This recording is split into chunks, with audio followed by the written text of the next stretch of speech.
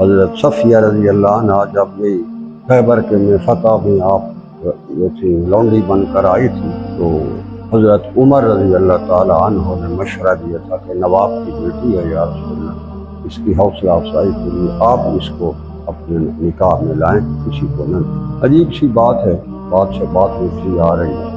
آپ صلی اللہ علیہ وسلم کے نکاح میں آئیں تو آپ نے آزادی ان کا حق مہر مقرر کا آزاد فرما، پھر نکاح فرمایا آزاد کر، یہی آزادی ان کا حق مہر۔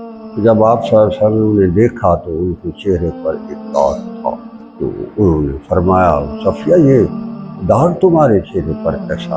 تو انہوں نے عرض کیا رسول اللہ ایک دفعہ میں اور میرا سابقہ خاوند ابن حقیق جو تھا وہ ہم باہر اپنے گھر کے صحن میں لیٹے ہوئے تھے، اوپر چاند چمک رہا تھا سے، تو اب جب مجھے نیند آئی تھوڑی سی تو میں خواب دیکھتی ہوں تو چاند جو ہے اپنی جگہ سے جو ہے وہ ہلا اور پھر چلتا آ رہا ہے زمین کی طرف۔ میں حیران ہو گئی، وہ چاند جو ہے وہ زمین کی طرف کیوں آ رہا ہے؟ خواب میں دیکھ رہی، یہ اس نے خود خواب انہوں نے بیان کیا حدیث میں موجود۔ وہ خواب وہ چاند جو ہے وہ نیچے آتا آتا آتا آتا وہ آ کر میری جھولی میں پڑا، میری آنکھ کھل گئی۔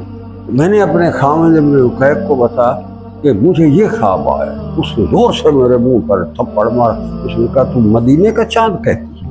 وہ مدینے کا چاند، محمد رسول اللہ کو مدینہ کے چاند کہتے تھے نا، وہ یہودی جو تھے، مگر آپ صلی اللہ علیہ وسلم کے جمال کو تو وہ دیکھ دیکھ کر جو ہے یہ تو کہتے مدینے کا چاند۔ تو آپ صلی اللہ علیہ وسلم کا یہود کے محلوں میں آپ کو مدینے کے چاند کے نام سے بھی پکارا جاتا ہے۔ تو اس لیے جب انہوں نے یہ کہا نا کہ چاند میری جھولی میں آ گیا ہے، تو میرا صاحب کا جو خاوند تھا یہودی، اس نے میرے منہ پر تھپڑ مارا اور اس نے کہا کہ تو مدینے کا چاند مانگ، وہ تیری جھولی میں ہے۔ یا رسول اللہ آج وہ مدینے کا چاند میری جھولی میں ہے، یہ وہ نشان ہے۔ سبحان حضرت صفیہ رضی اللہ عنہ۔